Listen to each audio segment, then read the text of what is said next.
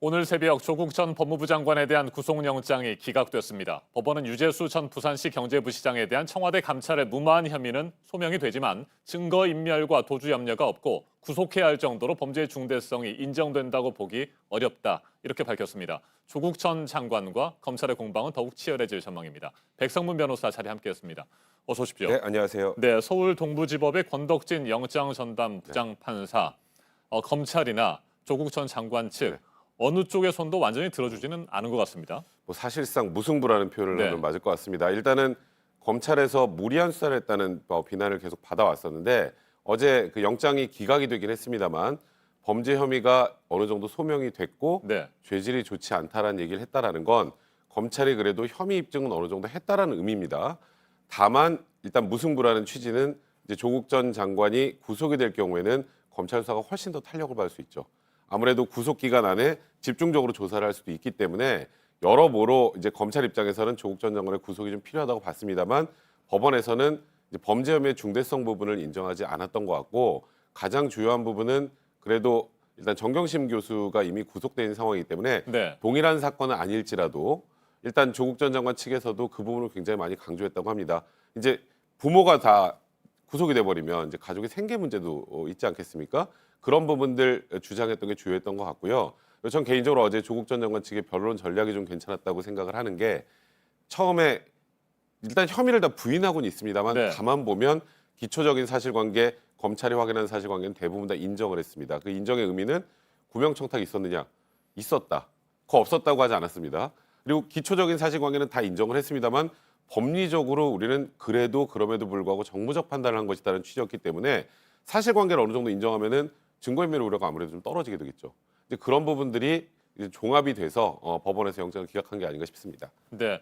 검찰로서도 뭐 신병 확보에 실패했다는 부분은 아쉽게 생각할 수 있겠지만 수사의 정당성을 인정받았다는 측면에서는 뭐 그래도 나름 선방을 했다 뭐 그렇게 판단할 수도 있을 것 같고요. 네, 맞습니다. 지금 말씀하셨던 것처럼 만약에 오늘 영장이 기각될 때 네. 기각 사유 중에 범죄 혐의의 소명이 부족하고라는 말이 나왔으면 검찰은 소위 치명상을 입었을 텐데 그리고 또 비난도 굉장히 거세졌겠죠. 그랬겠죠. 하지만 말씀드렸던 것처럼 일단 범죄 혐의에 대한 소명이 됐다라는 점은 법원에서 인정을 했기 때문에 혐의 중대성에 대한 판단이나 아까 말씀드렸던 가족의 또 다른 가족의 구속 여부 이런 것들이 이제 영장 발부에 영향을 미쳤다면 검찰 입장에서는 최소한 이 수사 유재수 전 경제부시장의 감찰 무모와 관련된 수사는 그래도 제대로 진행이 됐다라고 스스로 충분히 자평할 수 있는 내용이기 때문에 검찰로서 제가 말씀드렸던 것처럼 앞으로 수사를 위해서 다소 아쉬운 점은 있지만 그래도 명분을 얻다는 측면에서는 큰 의미가 있습니다. 그렇다면 영장을 다시 청구하지 않고 뭐 계속해서 수사를 진행하고 법정에서 다투겠다 뭐 이런 전략을 짜게 될까요? 일단 검찰에서 지금 하나 이제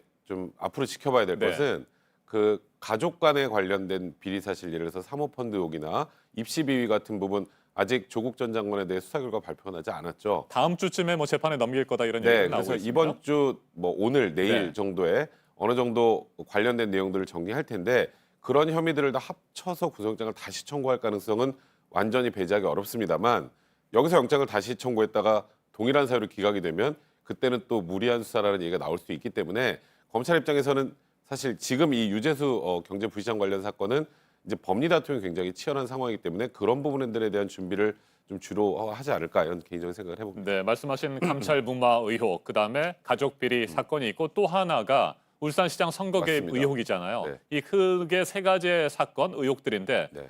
이것들을 같이 병합해가지고 구속영장을 다시 청구한다거나 네. 뭐 그에 따라서 영장이 발부될 가능성이 있는 겁니까? 일단은 지금 일단 가족들 관련된 사건에서 어느 정도로 조국 전 장관의 혐의가 인정이 됐는지 지금으로서는 알 수는 없습니다.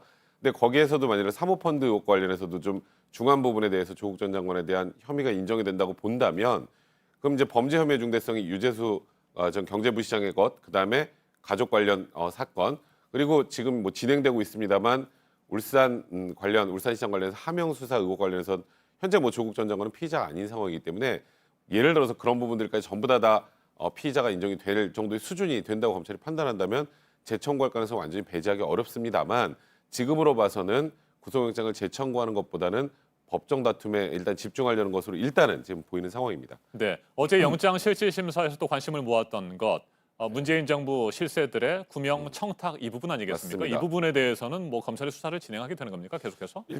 일단은 그 전에 다 한 번씩 불러서 조사를 했고요. 네.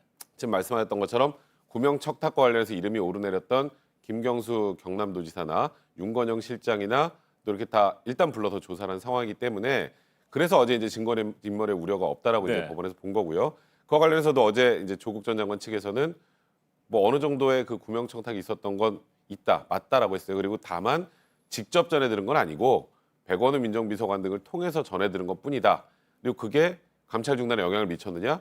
일부 영향을 미쳤다. 하지만 그것만 가지고 감찰은 중단한 게 아니다. 이게 이제 조국 전 네. 장관 측의 논리였거든요. 그러니까 이 사실관계를 부인하고 있지는 않아요. 그러니까 검찰 입장에서는 혹여라도 이제 직접적으로 구명청탁한 사실들이 있는지에 대한 체크는 좀 하겠습니다만 그건 아마 통화 내역 조회 등을 통해서 어느 정도 확보를 했을 거고 확인을 했을 겁니다. 그러니까 일단 조국 전 장관 측에서도 그 부분에서 부인하고 있지는 않기 때문에 그에 관련해서 더 추가로 조사할 건 현재로 봐서는 그렇게 많아 보이지는 않습니다. 네, 끝으로 한 가지만 짚어보죠. 조국 전 장관 구속을 피했기 때문에 네. 방어권을 이제 뭐 보다 적극적으로 행사할 수 있게 된 상황 아니겠습니까? 어떻게 전망하세요? 일단 뭐 조국 전 장관 입장에서는 진짜 큰 고비는 넘겼죠. 네. 일단 구속이 되는 것과 되지 않은 것은 말씀하셨던 것처럼 방어권 행사하는데 어마어마한 차이가 납니다. 그렇기 때문에 조국 전 장관 뭐 거기다가 일단 형사소송법 교수시기도 하고 앞으로 형사 절차에서 본인의 혐의와 관련해서 사실관계를 인정하되 법리 다툼으로 가겠다는 게 이번 사안의 이제 대응 방안인데 그와 관련해서 구속 상태보다는 훨씬 뭐 편하다는 표현은 좀 그렇겠습니다만 뭐 그동안 많은 수사를 받아왔으니까 재판 과정에서 아무래도 좀 더 방어권 행사에 요구하지 않을까라는 생각을 해봅니다. 알겠습니다. 여기까지 듣겠습니다. 백성문 변호사였습니다. 말씀 잘 들었습니다.